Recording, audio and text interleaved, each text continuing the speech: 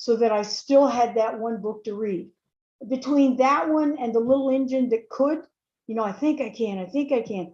Those two books actually made such an impression to the fact that you got this little tugboat, Tuffy, and he's just tiny, but he could move all these huge boats and barges. And it's kind of like, the story of David and Goliath. Here's this huge obstacle, but David ran at it.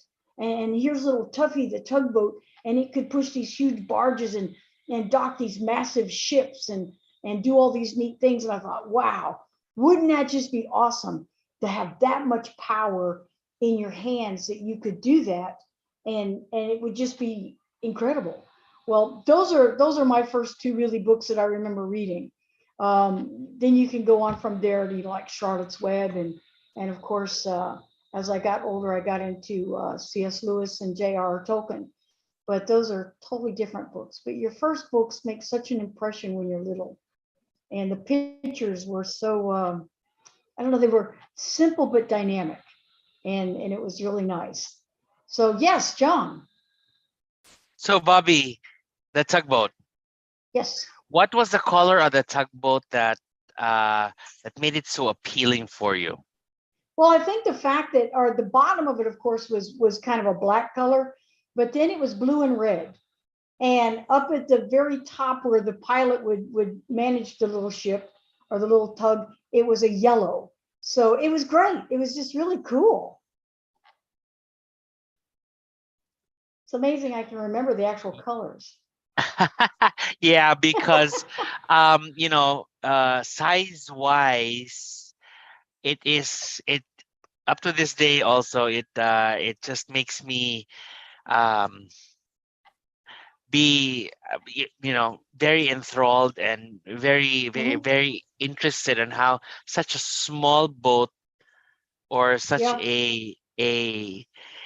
I don't know, a David can actually pull a Goliath, right? Absolutely. So I mean, as a kid, I've also seen tugboats, and we're so amazed in how these big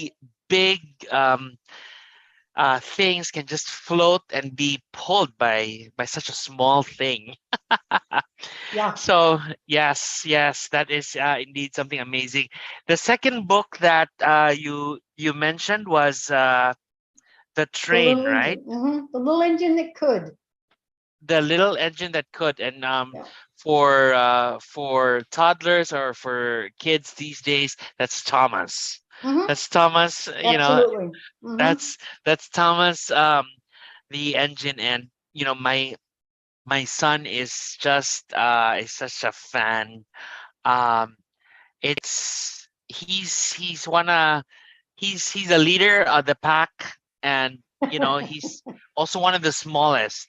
So it's amazing how both books resonates with you, and such similarities also amazes me, because I bet my son is also going through the same thing that I went through and you went through. Like, how can these little things be so powerful? Absolutely.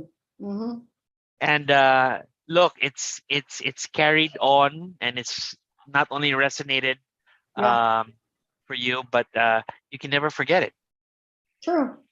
And so like I said, who introduced me to those? My dad actually was the first one to sit down and read Tuffy the Tugboat with me. And a lot of it had to do with, I grew up on the waterway. And being there on the waterway made such an impact. In fact, that's one of the reasons why I wrote The Sounds at River's Edge, is because it's stories of growing up on the Intracoastal. And one of my dad's older brothers was a mechanic. The man could fix anything. I mean, and if they didn't have a part, he would make the part. He was just phenomenal. But they would bring tugs and different ships to his yard, which was about, if you talk about acreage, he would probably be about 3 acres away from where we lived. There was a lot of land between us at that time in South Florida. And I would go over and watch these big boats. So my dad was always fascinated. He'd say, you're so interested in this. And of course, he got me this Tuffy the Tugboat. and he would read it, and I would flip back pages, and I'd say, no, no, Dad, go back. I want to see this picture. And I would ask him, what do you think the pilot's name was? Because we would get so much into this. Of course, he would make up names. Yes, And I yes. would always be like, of course, we're talking way back in the 50s and early 60s. And I would ask him, I said, well, can girls be a tugboat pilot? And he said, Interesting. I believe you could be anything you wanted to believe, Of to be. course. But at that time there was a stigma that women were only supposed to do certain jobs, and then Yep. other jobs were meant for men. Yeah. Of course, we don't have that anymore in this day. But at that Not time, so much anymore. no, not Yes. so much. Yeah. And, it was one of those things where if you want to do it, you can do it. And so, the water and tugs and I would watch them from my backyard. These tugboats pushing barges down the intercoastal waterway or pushing them back up. And it was a constant thing. So it was fascinating to me. And sometimes he'd take me down to the port of Palm Beach and would watch them, bring in the big freighters and to dock them, to berth them up. Or sometimes at that time they even had cruise ships coming in, and sometimes even Mhm. Navy vessels. And when you're looking at a Navy vessel and you're thinking, man, there's so much power there. And then you've Oh got yeah. these small tugs that just kind of push them right over into their berth. And you're like, wow. Push I or mean, it's just, pull. Yep. yeah, it's pretty cool. Yeah, yeah. So So, um the reason I asked that was because ships or um vehicles were or sorry, ships and trains were introduced to you before even like dolls were probably oh gosh, introduced yeah. to you.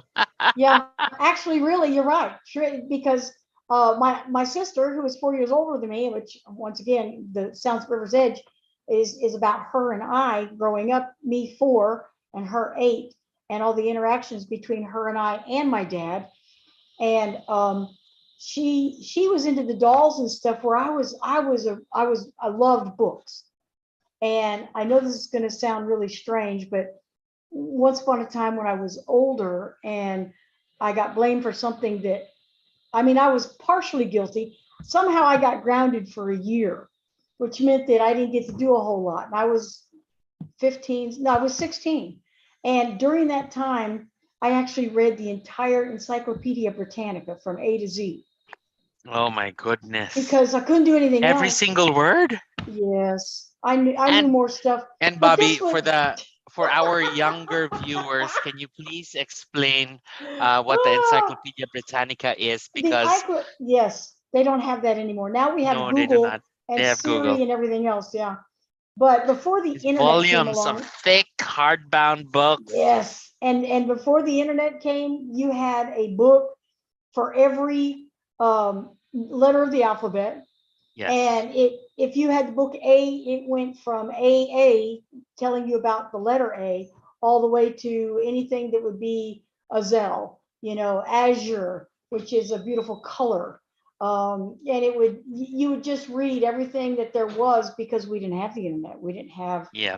access to what we have now. But Yes. now let me remind you, I'm not that smart now because the things that were in that was a 1959 edition of And Britannica. every year they They came up with update an it. edition. Yeah, That's why we have absolutely. whole libraries in our parents' houses, Yes. right? Yes, absolutely. So all the sciences and the medical things are so outdated now. And of Yes. course, in 1959, they hadn't even got a man or even completely out into space. So it was still all new things. But So it's not now just it's, about yeah, it was yep. sorry. So it's not No, just go about ahead. the tugboat and the train. Oh, It's no.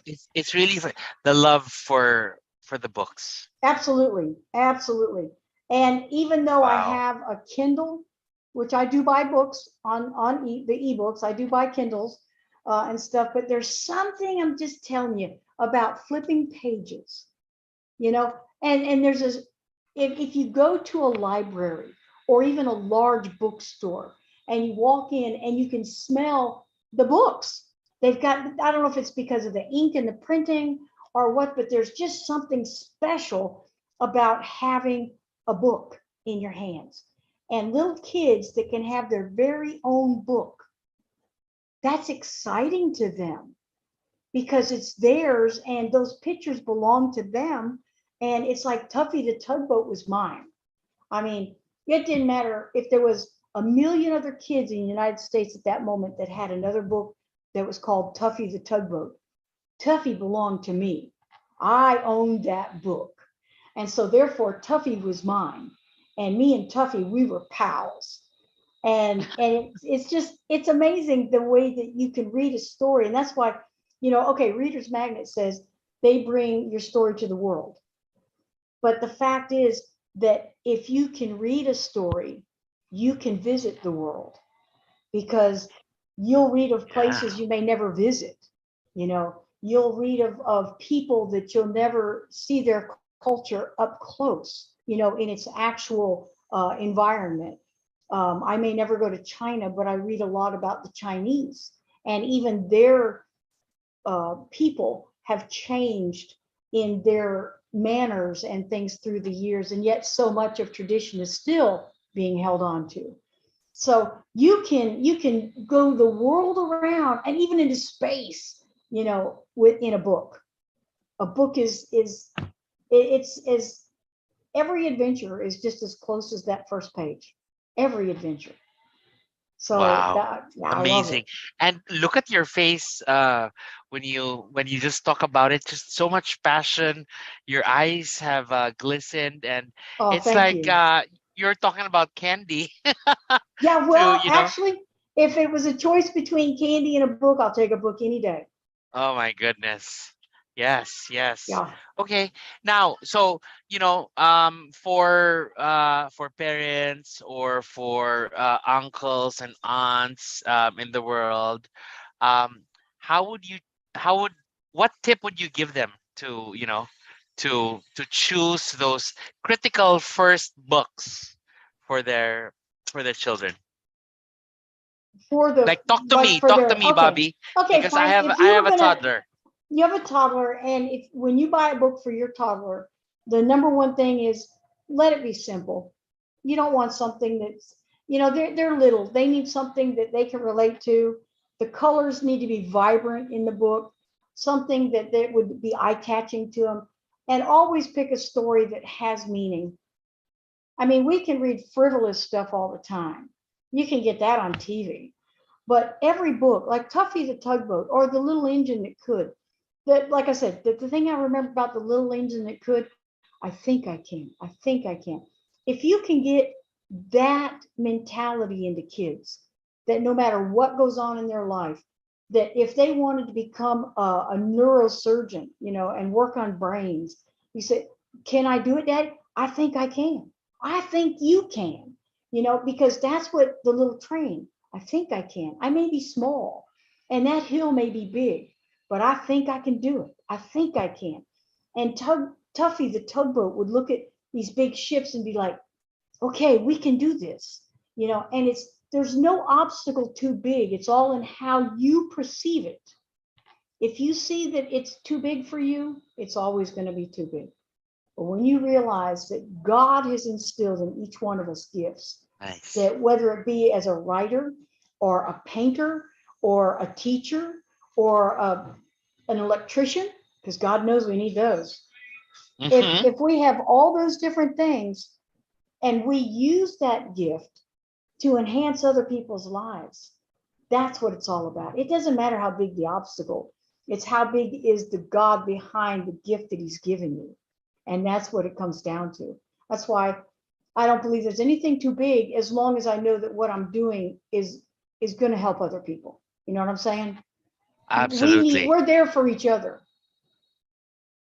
Yes. So Okay, so being simple, yeah, simplicity and a lot of meaning, and yeah, and good I color. totally agree. Yeah, good color. And something that you could read with them, because kids love the interaction of you. If you're going to talk to a kid or read a book, let it be a little animated. Nobody wants to read a book about, well, the little engine said, that I think I can. No, it's like, man, I think I can. I think I can. You know, you get that going. That's pretty cool. And they love to hear people that love them telling them these stories. So, you know, man, you got it made. You got this little kid that is a blank canvas that you get to pour all these wonderful things into, you know, and he's going to grow up and be like you because that's what we do. No matter how much we say, I'm not going to grow up and be like my parents. Trust me, you're going to be your parents. It just happens. But people they admire, and when you share these stories with them, they remember. Yeah. So, but that was a great question there, John. And what book would you pick for your kid? Actually, I picked a book for my great nephew. He was he was 5, and I went to the Smoky Mountains up in Tennessee, and we went through this. It was a driving trail, which right now with the leaves changing, it'd be beautiful. It's called Roaring Forks, and it's up in on the Smoky Mountains near Gatlinburg.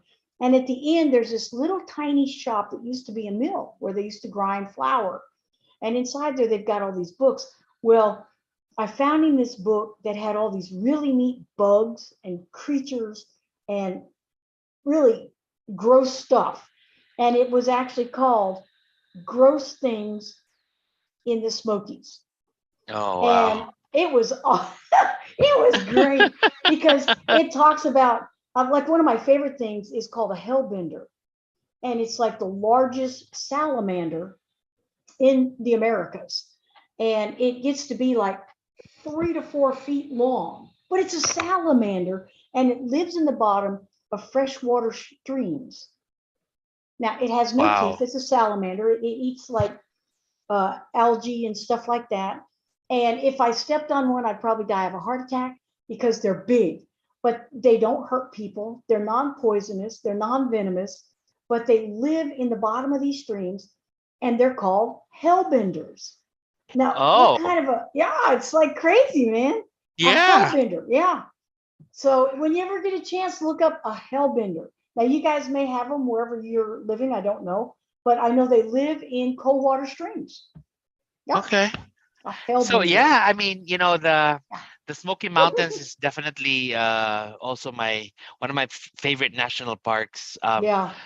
Oh, and Gothenburg, that small little city. Mm-hmm. When I rode the Ferris wheel, and you just see Yeah. from mountain to mountain because you know it's Yeah. there, It is beautiful.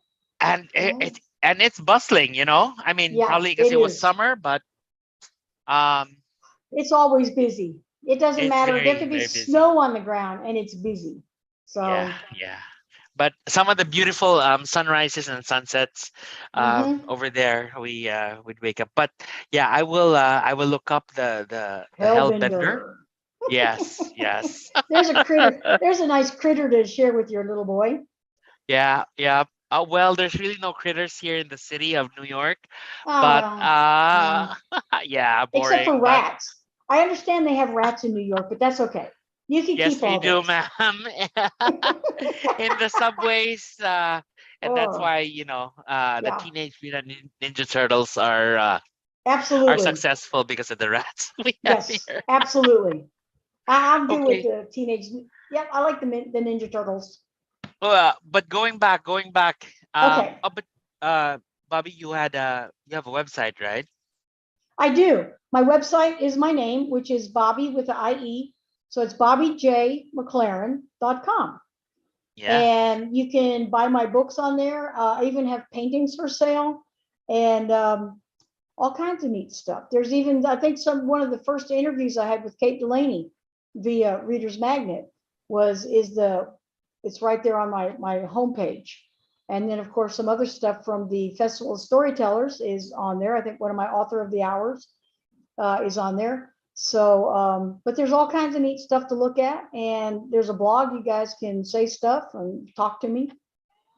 Very So good. that's pretty cool. Because Mariana had a question on the Oh, chat. tell me. Oh, I see that. Tell me about your paintings. Well, one of my favorites is a blue heron, and of it reflecting back into the water. That's one of my favorite paintings. But I paint a lot of landscaping. I also like animals and birds. I just finished hummingbirds. Went over to my best friend's house and we sat down and we painted for a few hours and ended up with a painting with a flower. I'm not sure what it was. Almost looks like a trumpet. Oh, what are those? Honeysuckle. But it's got two hummingbirds of varying colors on it, and that was a lot of fun. I have snow leopards and all kinds of neat stuff. Black-capped chickadees. So I like to paint florals and landscapes. I just like to paint a lot of stuff. So when I'm not writing, I'm painting. Of course, Reader's Magnet, I just finished painting. I just finished my children's book, which is the first annual Duck Springs whistling contest. And I was able to actually draw quite a few of the drawings, and then the ones I couldn't do, Reader's Magnet filled in there, and then they did the colorization. Colors are really good. They're really nice. And I might even have one with me if I dig far enough. Let's see, is that it? Oh, let's see. No, that's not the one.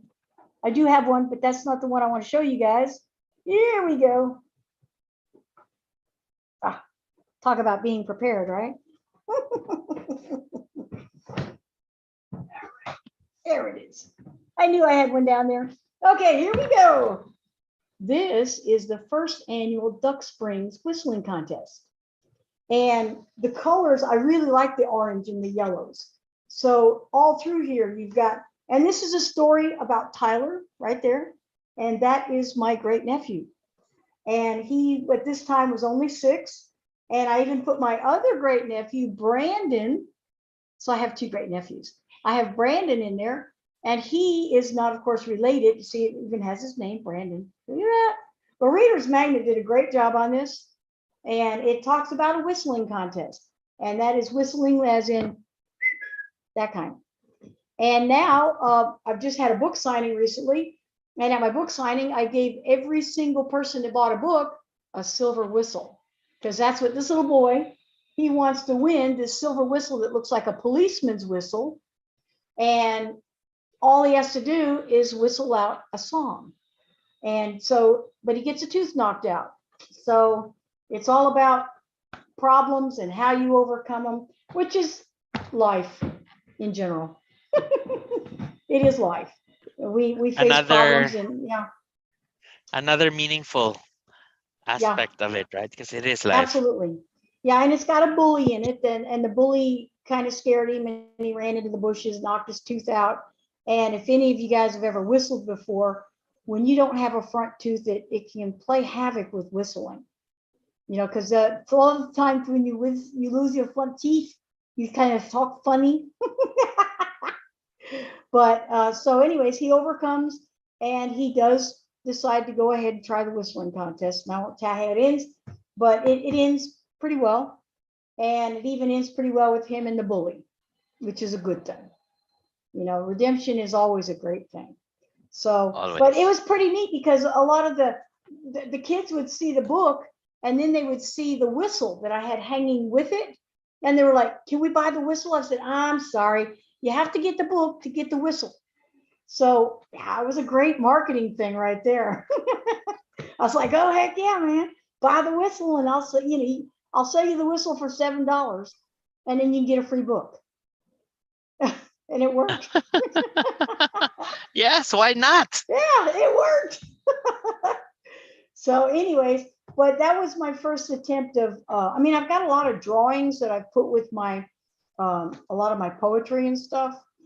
But when it comes to just, regular, the painting, then I'll see something. Sometimes I'll be driving and I'll have to pull over and take a picture of a tree with the sunset, or I'll see, up at the Smokies, they've got some of the most beautiful little creeks, and that will run down a series of rocks, and you've got these little white, caps and everything coming down, and it's pretty. And so I've actually taken a lot of pictures of these little streams coming down the mountain, over these rocks and have trees and grass and moss on the sides. And I've actually painted those. Like I'll take my Oh, picture and paint that. So that's my paintings. I get inspired, and that's what I do. So thank you, Marianne, for asking.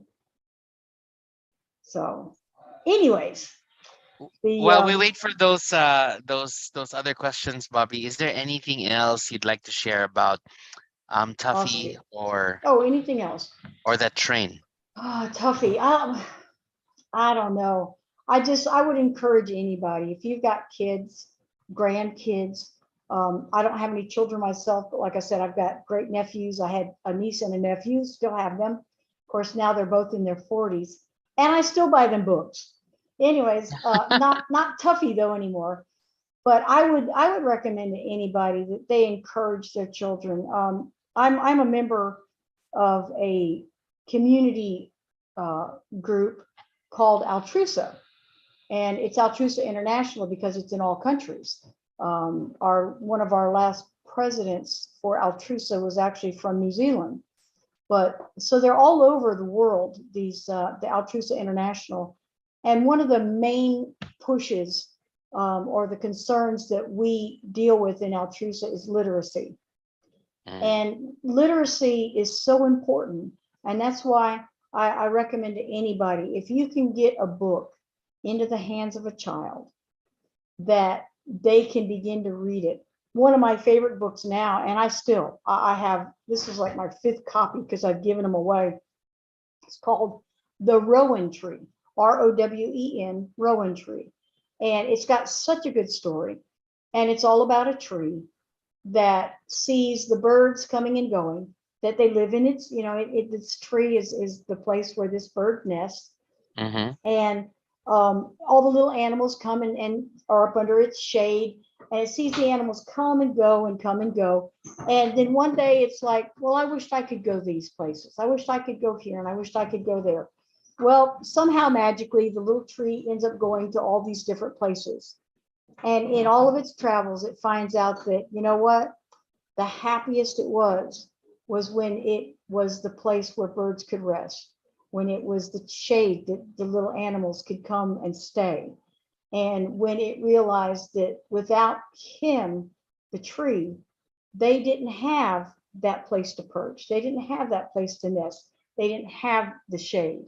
They didn't have the friendship with the tree when it was gone. And so it Ah, brings it all the way back around. And I think that sometimes, as all right, I grew up in South Florida, that it was very rural until it became a huge city. And I miss the community of the small town. And that's one of the reasons why I moved to Northeast Alabama, not far from Chattanooga, Tennessee, is because there's something about understanding that you belong somewhere. And sometimes in big cities, and I'm not dogging big cities because I do like going to Atlanta, and I've mm-hmm. been to New York and I enjoyed New York. But for me to live in my quiet and peacefulness, I really enjoy living in the woods. I love Yeah. being able to have deer and turkey and all the different animals in my backyard. And there's something about understanding that we all have a place. Yes. And if you can understand, so many kids grow up saying, oh man, I can't wait till I can grow up and move away from home. And the next thing you know, they're moving back home because even though what they seek out there can be really good, Mm-hmm. something about having a place that where you belong is Yep. is really, it's important to all of us, and sometimes moving away is that place that you belong. It's just that you've got to find what's right for you. You've got to find your niche. And I know a lot of parents may stress that, no, you got to stay here. But it's good for all people to spread their wings a little bit because we've got to find out, you know what, this is a good spot for me. But there are a ton of people, especially that, all right, you're in New York City, right? Yes. Yes, Okay, ma'am. New York is a very busy place. And I've only taken a cab ride there once, and that was enough. Walking is okay. Subway Yep. is okay. But the cabs, nah, I can pass on that. But New York is a very busy place, just like Atlanta. You go downtown Atlanta, it's busy. It's hustle and bustle, but at the same time, I enjoy that for periods. But Mm-hmm. there are people that thrive in that. And there's nothing wrong with that. I'm good with people that can do that, because you know what? If it wasn't for the people in New York City and for the people in LA and for the people in Atlanta and Dallas and Chicago, a lot of the things that are happening like right now with the Festival of Storytellers, would we have everything set up as we need? Yep, So we that's right. need the big cities, we need the little cities, you know, and Yes. basically we need each other. Yeah. So, It's nice, nice. So what was the title of the book again? Because it oh, the Rowan tree. your overarching theme was also there because it's a simple story and it's a lot Mhm. of meaning, right? I mean, Yep. It was the wow. Rowan. The Rowan tree is the one about the tree. And it's Okay, the Rowen tree. Rowan. It's a great nice. story. I can't even tell you who the author is, even though I've read it. I guarantee I've read it over 100 times. Yeah, and my wife is actually watching me while or watching us while we're talking, and she said it's not a Ferris wheel, it's actually a tower in Gothenburg in the Yeah. Smoky Mountains. I That actually knew what you were talking about, because it's right there before you go up to Ober-Gatlinburg on the little yes, chairlift and stuff. Yes. Yep. just right before the chairlift, Yep. in that bustling street where Hmm. you have, oh my Oh yeah. goodness, a lot of people. Yes. But It is. yeah, so yep, so you definitely look for simplicity and a lot Yeah. of meaning because until now, even like the simple nursery rhyme like Hmm. row your boat Yeah. gently down the stream, merrily, merrily, merrily, life is but a dream. I thought for a Um, minute you're going to break into song there. if you tell me to rap, I think I would do that, but Oh, okay, but not just singing. Okay, gotcha. I just wished I practiced before, before before this session so that, Gotcha. I wouldn't be well, anyway, thank you, Bobby, Well, thank you. for sharing. Lourdes, Mariana, or Frank, did you ladies or and gentlemen have any questions? I personally don't have any questions. It's so fun to hear Bobby, answer all those questions thrown to her. But apparently, it's more fun to hear Bobby laugh on the matters Yes. that are making her laugh. Exactly. Yeah, That really. sound. Yeah. Gotcha. So, Bobby, one last thing for me. So when you Yes, were sir. introduced to that tugboat and to that train, Hmm. were you able to read already, or was your dad reading to you, and were you just following? He would read to me and I would follow. He did the little thing where you have the book and you go along under the thing with your finger, and he'd say the or the depending, and he'd say the first annual, and I would a lot of times read along with him until I think when I was about 5 years old, I actually could quote it. I mean, I knew the book from front to back, but it wasn't the same to read it by myself. I always went in, I'd say, Daddy, Daddy, read this to me, and of course he would do the tug noises like "Marr, marr," the there when they Yep. blow to get things going, and you'd hear the bell ching ching ching and stuff like that. So he would make all these noises, and he was very animated, very dramatic, and it made it so much more alive. That's why I'm telling you, if you get a book, you've got to put some animation into it, because if you just read it, like I had a zoology teacher in college. Mm-hmm. She was probably the most droll person you could ever imagine. She would talk like this. Her expression never changed. Everything she said. But this woman was so intelligent. And the state of Florida actually paid her money to go out into the ocean. And they had scuba divers that would go down and bring up samples from the oyster beds and all the different things there along the Florida coast. And she was the one that was responsible. You'd have no idea listening to her that she had this wealth of knowledge that was in there. And you think it would just want to explode out. But everything she said was just like this. And it was be so hard for me to listen to her and take notes, but at the same time I knew she knew her stuff. So you want to be animated because you don't want your kid going to sleep on you, unless that was Yes. your purpose. Now, if you're trying to put Well, them to sleep, yeah, that's exactly. different. I was gonna say. Put them to sleep. Just start to read a little bit slower and softer, and Yeah. they'll nod off. So you were read and you read these two books in like probably 3 years or Oh gosh, a good 4 years of your life. I think I was probably still reading it when I was 8 and 9 years old, just because I love Tuffy.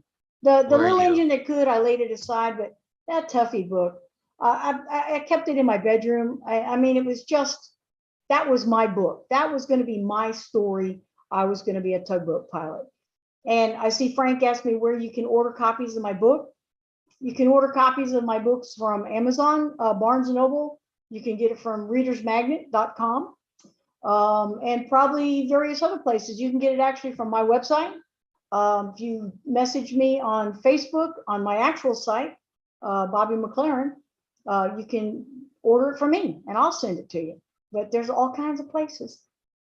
So please go buy my books, all of them, like 3 or 4 at a time. Yeah. And yes, I do have upcoming books. I'm working on one now that it's, the subtitle is actually Finding Peace in the Midst of Chaos. And I think I finally have decided on the title is going to be Swimming in Quicksand. So it's, and which I have done a pretty good study on quicksand. It's amazing that how interesting it can be. That there's actually water up underneath the sand that floats on top of water. That's weird, but it does. And then you sink. And if you move, you drown. But this book is Swimming in Quicksand, because there is peace that you can find in the midst of chaos, just like this person is going to be swimming in this quicksand. It's impossible, but it can happen. So anyways, any other questions? None from me, Bobby. And it's been such a delight to Good deal, just John. watch you, because you're very, and I bet Well, you're thanks for just, spending time with me. yeah. And I bet you're just as animated as your dad was, and you continue to be that, because we're just amazed when you Well, thank when you. you tell us the stories. Well, thank you very much. I've enjoyed my time with you. Really glad Well, to hear you talk, Bobby. It's really fun. Yes. And laugh as well. Laughing is good. The Bible says it's good like It a is. medicine. Yeah. Yes, it is. And I guess that would be it for this session. All right. Yes. Thank you so much, Bobby, John, and everyone else in here to, and in engaging with us for this topic. And I'm guessing we'll see each other